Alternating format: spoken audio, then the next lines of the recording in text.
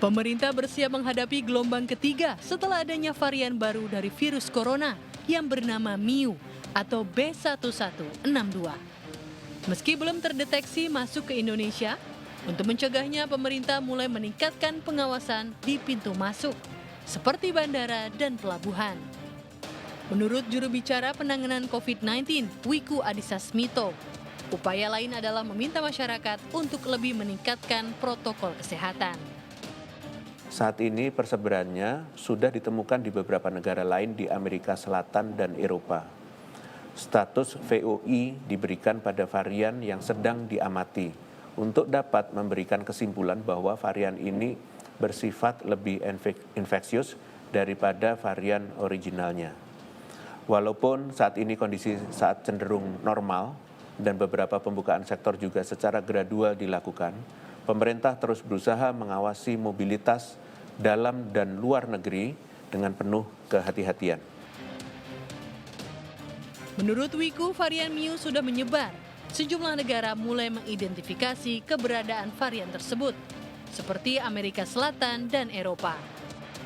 Sebelumnya WHO mengumumkan adanya varian baru COVID-19 bernama Miu yang pertama kali ditemukan di Kolombia pada 31 Agustus lalu. Menurut WHO, varian ini memiliki mutasi yang menunjukkan resiko resistensi alias kebal terhadap vaksin.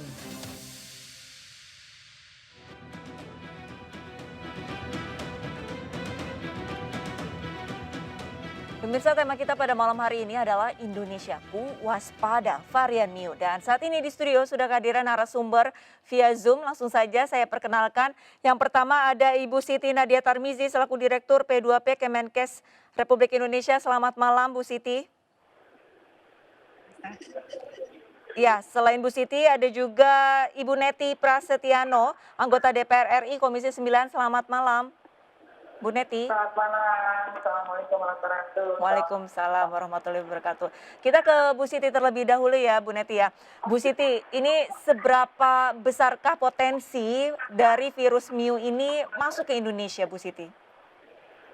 Iya, tentunya kalau kita ketahui bahwa 30 Agustus yang lalu itu WHO mengkategorikan varian Miu ini sebagai varian of interest.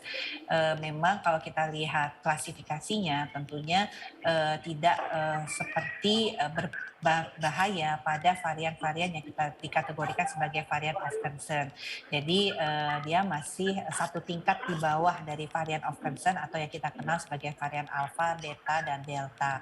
Nah, tentunya karena WHO sudah memasukkan ini sebagai varian of interest, yang artinya walaupun diduga ada varian ini akan menyebabkan tingkat penularan yang lebih cepat dan juga berdampak terhadap efikasi dari vaksin karena menurunnya netralisasi dari antibodi, maka ini tetap merupakan suatu yang harus kita waspadai.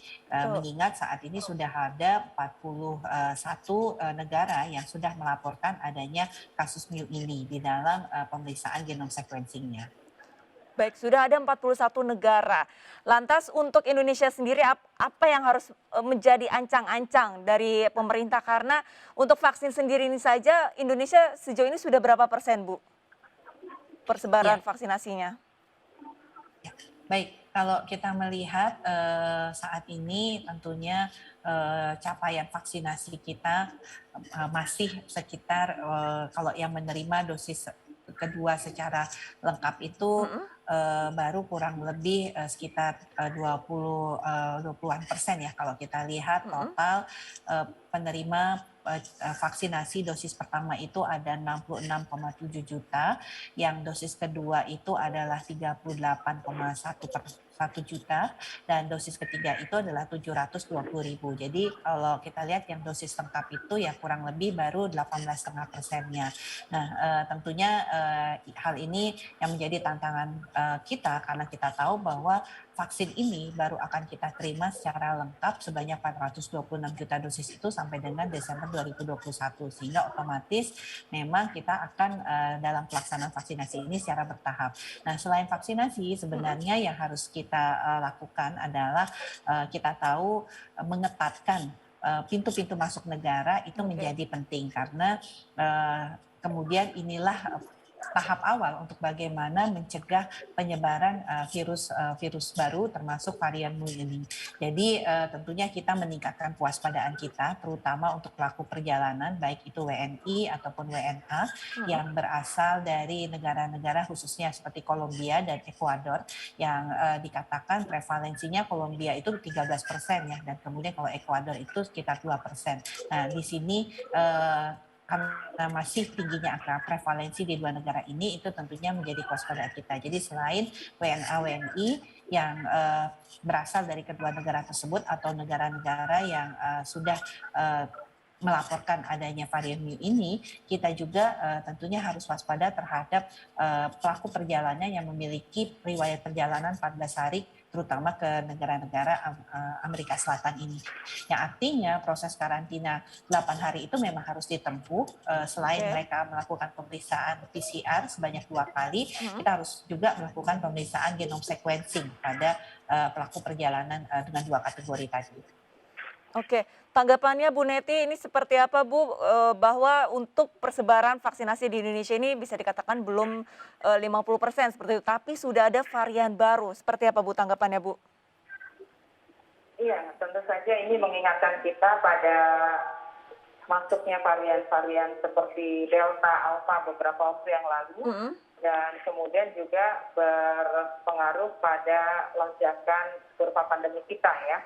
Beberapa waktu yang lalu kalau nggak salah sekitar Juni-Juli ya, yang sempat sehari itu ada 1.400 orang yang meninggal dunia.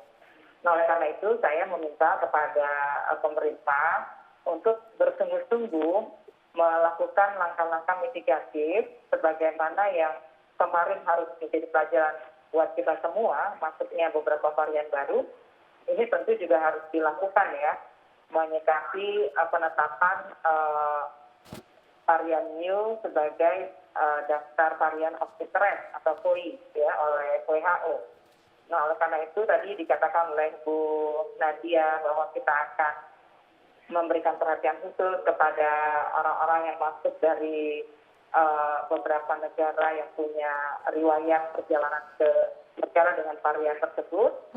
Saya pikir ini harus menjadi perhatian khusus ya.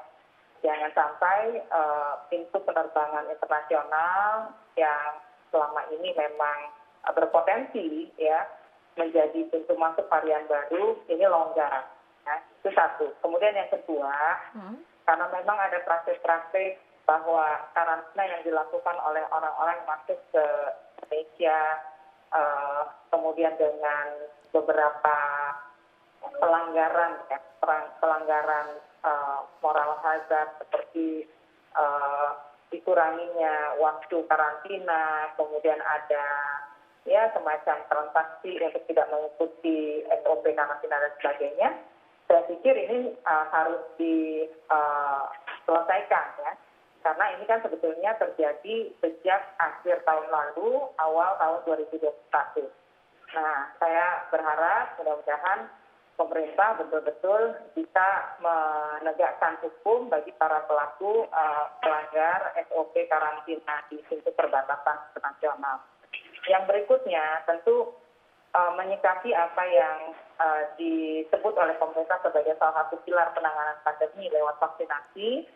Tentu beberapa hal yang harus dievaluasi seperti kecepatan distribusi, ya, kemudian juga aspek pemerataan, basis kewilayahan.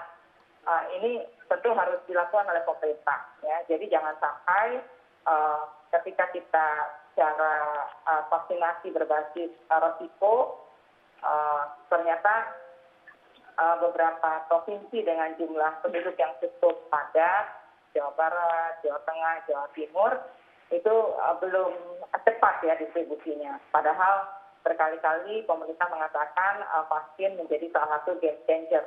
Ya, nah, kita berharap ini bisa dievaluasi. Baik Bu Neti, untuk pintu masuk dari negara-negara luar ke Indonesia ini kan bisa dikatakan cukup banyak. Apakah sudah ada dialog dengan pemerintah pusat mengenai adanya pembatasan dari kedatangan negara-negara yang memang sudah terindikasi sudah terserang oleh virus Mu atau seperti apa Bu?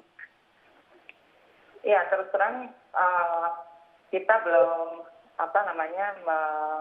menyampaikan secara khusus ya. Tapi ketika kita belajar dari varian-varian yang lain seperti varian Delta, ya, varian Alpha, termasuk juga masuknya warga negara asing, tenaga kerja asing yang berpotensi membawa varian baru, saya pikir ini juga berlaku bagi varian Mu ini, seperti itu.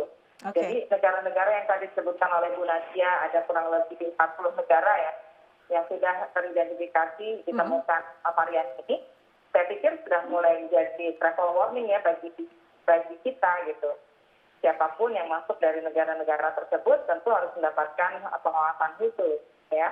Tidak bisa lagi kemudian kita bermain-main sebagaimana ya tadi ya varian-varian sebelumnya yang membuat kapasitas kesehatan kita betul-betul kewalahan ya dengan lonjakan pandemi beberapa waktu yang lalu. Baik, sekarang kita ke Bu Siti. Bu Siti, ini masih banyak masyarakat yang awam untuk pola infeksi dari virus Mu ini sendiri dan gejalanya ini apakah serupa dengan varian-varian sebelumnya atau memiliki ciri khas tertentu, Bu Siti? Iya, jadi kita tahu bahwa ini adalah tetap virus yang sama ya, artinya virus COVID-19. Dan kalau kita lihat sudah begitu banyak sebenarnya varian-varian virus COVID-19 ini, mulai yang kita tahu dari varian Alpha, Beta, Delta, Lambda, dan terakhir ini varian Mu ya. Dan secara tentunya gejala klinis atau secara kita melihat bagaimana seseorang yang tertular virus Mu ini tentunya tidak ada membedakan ya dengan varian ataupun virus COVID lainnya. Jadi memang kita mengetahui seseorang itu positif virus yang mengandung virus Mu ini adalah dari pemeriksaan sequencingnya. Karena secara klinis artinya gejala demam, batuk, anosmia, kemudian sesak, kemudian sakit kepala atau sakit seluruh tubuhnya itu sama seperti dengan infeksi pada virus COVID-19 lainnya. Jadi memang kita tidak pernah tahu dan ini yang tentunya menjadi kewaspadaan dan kekhawatiran kita ya, karena kita tidak bisa secara langsung membedakan ini apakah varian Mu ataukah varian lainnya. Jadi kita tetap kembali memang harus tetap waspada, protokol kesehatan harus disiplin karena kita tidak pernah tahu jenis varian virus mana yang akan kemudian menyebabkan kita tertular, dan tentunya kita tahu konsekuensinya kalau ada varian-varian tersebut tadi kita bisa lebih cepat menularkan pada orang lain, gejalanya juga bisa semakin parah dan ada kemungkinan tadi dengan vaksinasi efikasinya bisa turun. Baik, berarti untuk varian Mu ini sendiri ini sebenarnya gejalanya menyerupai dengan varian-varian sebelumnya dan ini juga pemerintah juga mengharapkan masyarakat tetap protokol kesehatannya dijaga seperti itu ya kurang lebih ya Bu ya. Dan semoga untuk penerbangan-penerbangan dari negara-negara ya, kurang lebihnya 41 negara yang memang sudah terindikasi terpapar virus Mu ini bisa segera ditutup ataupun dibatasi oleh pemerintah. Terima kasih banyak Bu Siti Nadia Tarmizi, Direktur P2P Kemenkes Republik Indonesia, serta Bu Neti Prasetyani, anggota DPR RI Komisi 9 sudah bergabung bersama kami di Indonesia Bicara. Selamat malam Ibu-Ibu. Selamat malam Mbak Lisa. Terima kasih Bu Neti. Ya pemirsa, perbincangan akan kami lanjutkan pada segmen selanjutnya di Indonesia Bicara. Tetaplah bersama kami.